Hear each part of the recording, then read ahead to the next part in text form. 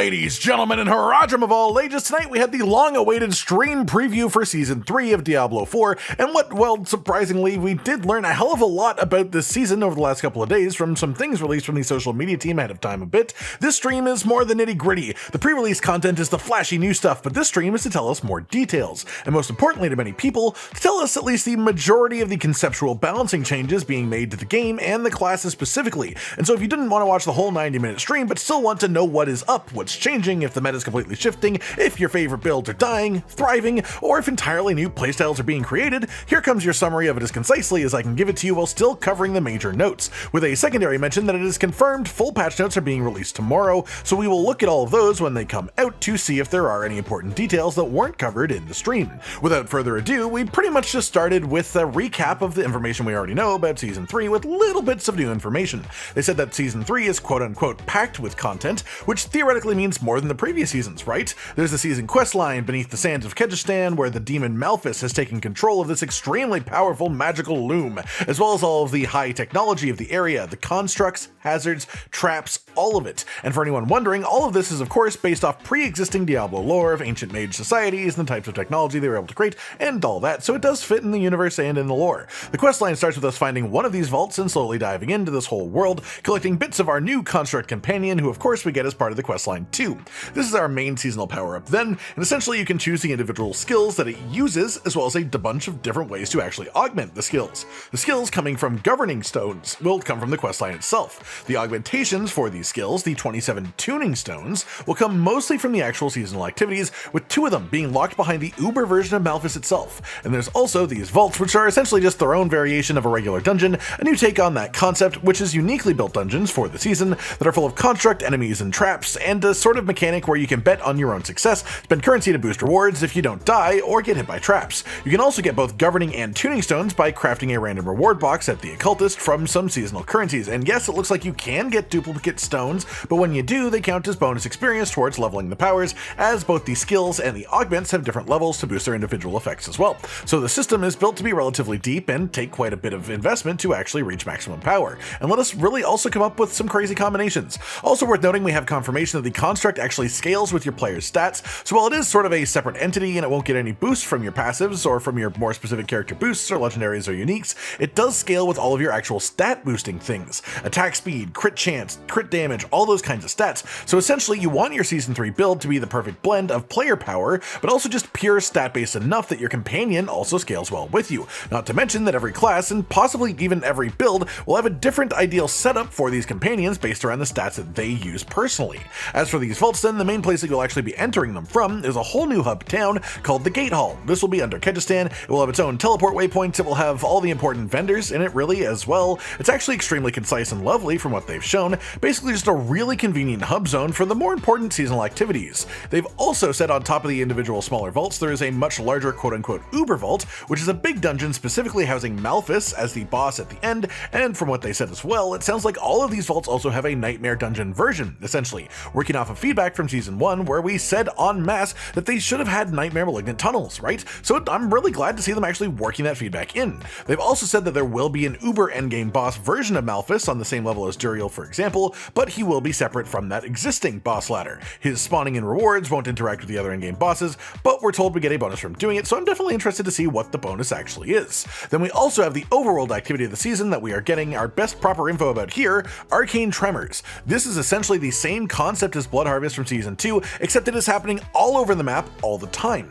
There will be these little seasonal interactable symbols just everywhere around, enemies you can kill, hazards you can turn off, things like that, and doing so gives you a currency called cores. When you have enough cores, you can put them into a brazier, much like the altars in Blood Harvest, and spawn in some waves of enemies and a boss. Outside of this, the other major feature coming in Season 3 is the gauntlet and the leaderboards. They didn't really give us much new information at all from the last time that we saw it, except for a bit of footage and a bit more detail about how the scoring works. First, I want to note that the enemies here are level 124, which means it's around the equivalent of a tier 70 Nightmare Dungeon as far as difficulty. Speed will be a portion of your score, but not the only portion, as a lot of score comes from killing the enemies, with random bosses even being located around the dungeon. Killing a bonus boss that spawns in the open makes a shrine spawn in as well, and the gauntlet even has its own unique shrines, with the examples being one that respawns all the enemies in a radius around it, which lets you kill them all again for a bonus to your score, and the score is sort of the whole point of the activity. There was also one that gives you a multiplier on your score 2 as a whole.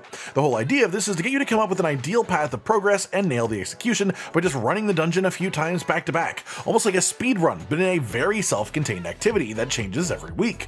The only other bit of new info here is that they tease the concepts of different cosmetic unlocks happening for reaching different tiers in the leaderboard itself. Then we just had a quick look and talk about some conceptual changes to the season journey, specifically that they are removing PvP-based objectives for the most part, and we also see the reward cache for Chapter 4, and that it contains guaranteed 925 item power ancestral legendary items, so that shows that they're actually taking feedback about the rewards being better too, so that's great. Then we had our other big gigantic topic for the day with the return of Adam Jackson, someone pretty much the whole community loves to hear from, as he just sounds extremely knowledgeable about the things we want to hear about every time we hear from him, and when he comes around, it's always time to talk class balancing, a real hot topic at every point in time really. Today we're getting essentially just an overview of the changes for each class, more of the concept of what is changing than the specifics, with those specifics coming in the patch notes tomorrow. Starting with Barbarian then, they are buffing the absolute hell out of charge as an ability. They're taking some power away from the charge legendary aspects, but funneling those powers into base charge as a skill, and also the damage has gone up like 6 times from what they showed in the stream.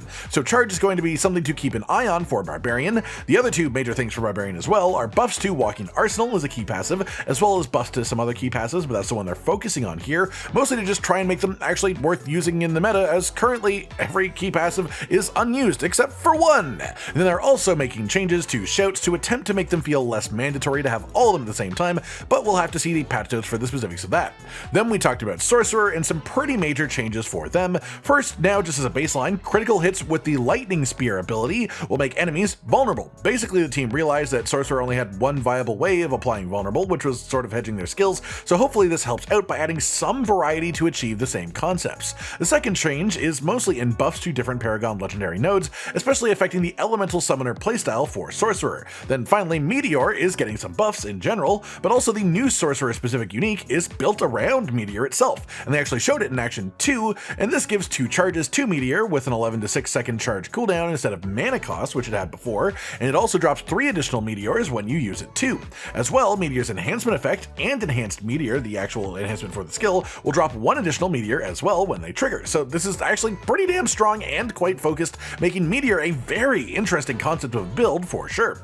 Then we talked rogues, and the main idea of the rogue changes for Season 3 is buffing the underused skills and skill upgrades, mostly targeting and focusing ranged builds, as most of the best rogue builds simply aren't ranged, at least not without the bugs. They are buffing the precision key passive, they called out penetrating shot as a skill specifically, and they said we are getting more major design changes to Wind Force, Skyhunter, and Eaglehorn, all of the ranged uniques, all with the idea of making them more actually effective and useful, so I'm actually looking forward to that personally.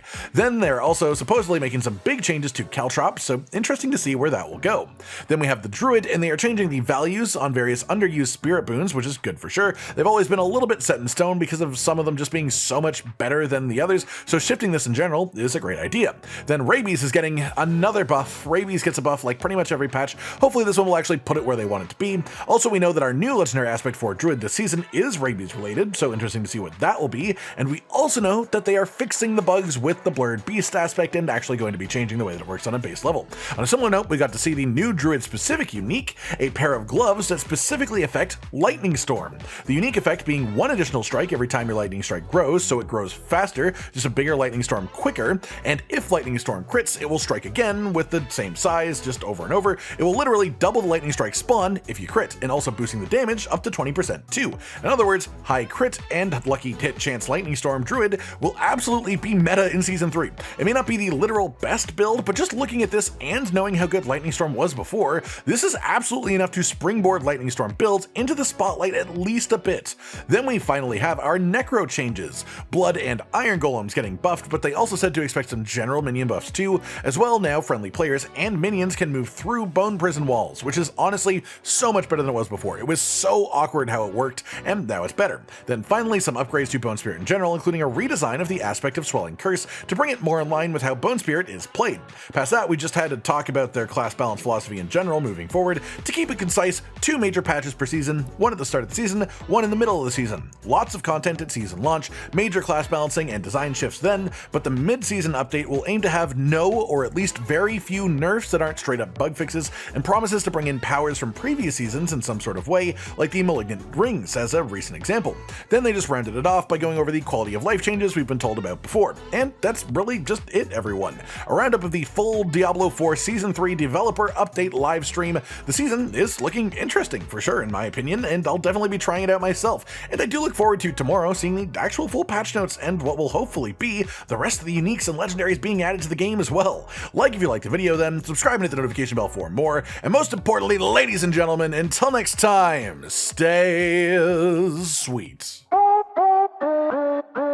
Josh, Cotton, and Hollow with the videos, dropping the humor like a hammer on your tippy toes, bringing entertainment on a daily arrangement to take our insanity and turn it into entertainment. Yes, I said entertainment twice, to reiterate that it is nice to look into your faces on a mostly daily basis when you let us in your homes to make the whole world a stage.